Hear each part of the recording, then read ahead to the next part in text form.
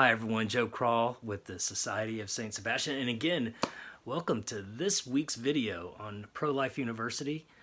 We're going to cover a different sort of topic this week. It's going to kind of flows in, or rather flows from the topic last week. We talked about assisted suicide, and this week we're going to talk a little bit more about end-of-life issues and carefully crafted laws and how to balance doctors' rights to say that this treatment is harmful for the patient, and patients' rights, and for those patients or those patient surrogates who are simply saying, look, I disagree with the doctor's opinion. I think that this treatment will be beneficial and could help this patient who has been diagnosed as terminal. So let's jump into it. And again, if you have any questions, I know this tends to be kind of a complicated subject, especially in the matter of ethics. And if you ever have any questions, definitely write something down below and I'll get back with you and let you know what the answer is. We always want to inform our audience about, what the proper methodology is and so forth. But let's dive into this much needed issue in particular. One of the things that we definitely see, especially when it comes to end-of-life treatment for patient, is from time to time, and it tends to be more rare than anything else, but from time to time, cases will pop up where there's a disagreement between the doctor's medical analysis, if you will, and the patient or the patient's surrogate. And in many respects, what do we do?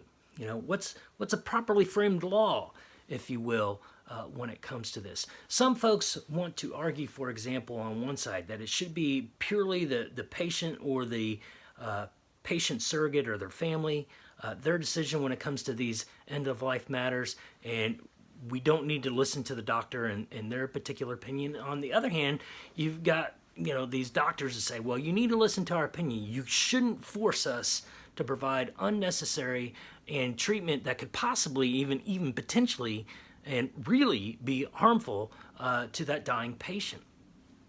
So again, what do we do?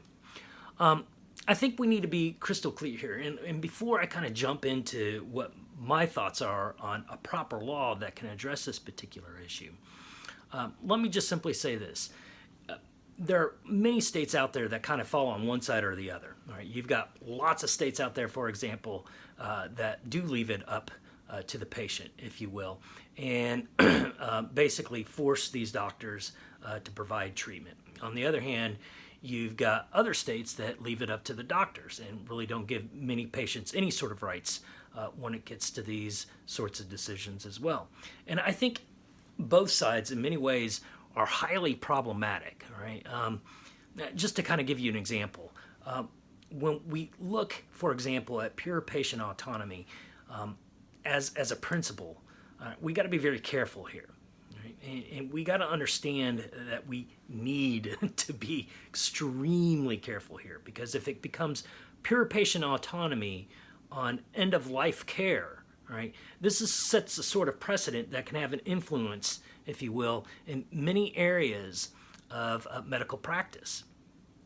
And we got to be careful here, because we got to be logically consistent as pro-lifers, and I think that's vitally important, to be logically consistent. All right, so if we say patient autonomy, all right, and we got to strive for this patient autonomy, it's a decision of the patient surrogate or the patient's family, all right, then logically speaking, right, philosophically speaking, ethically speaking, why can't you force doctors to perform abortions? Now, that's a legitimate question. It's a very legitimate question, because if doctors are merely just contracted to do whatever the patient wants, right, then there's really nothing really under ethics, if you will, that prevents them from any sort of contractual patient relationship, if you will, to do whatever the patient desires, whether that be an abortion, or if you, in some strange case, you have someone who suffers from hypochondria that comes in and says, oh, well, I think my liver is shot. I think I need a new liver, when in reality, their liver is just fine.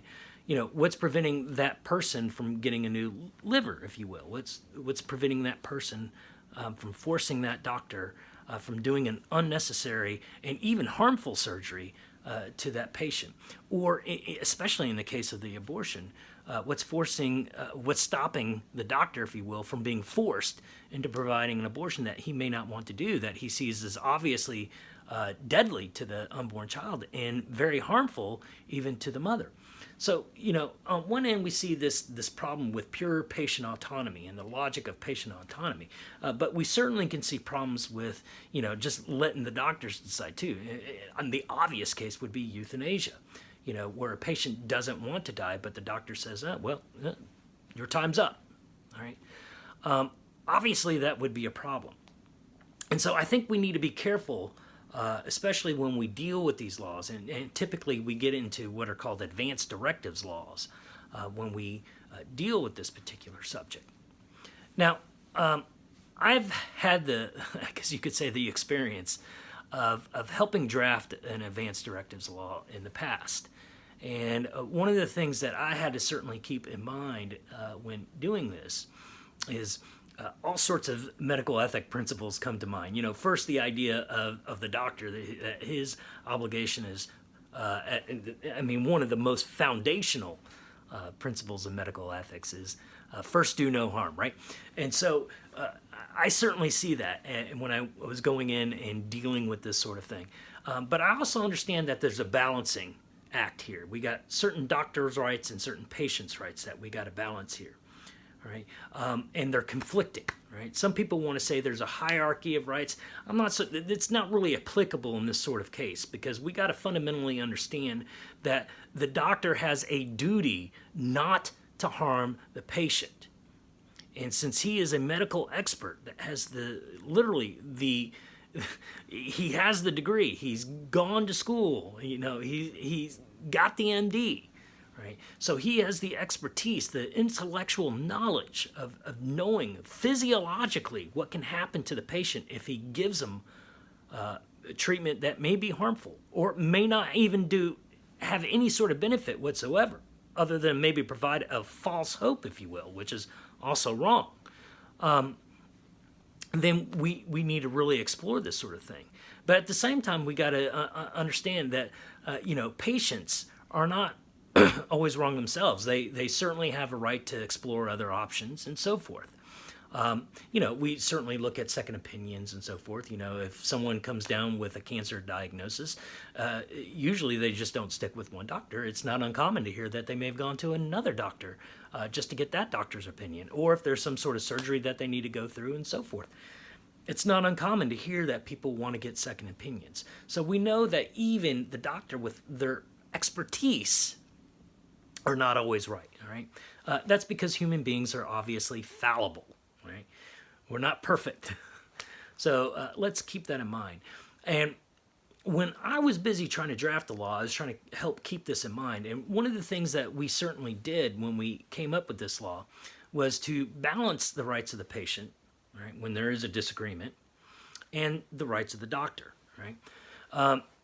In many cases, what we did was if the doctor feels that there's nothing more that they can do, and this person is in what's called a terminal condition, meaning they're going to die within a short period of time, that they can institute a process, if you will, that there's nothing more I can do. Any more treatment is not going to do any good, or the treatment that I have been doing is actually harming the patient, so I need to stop it.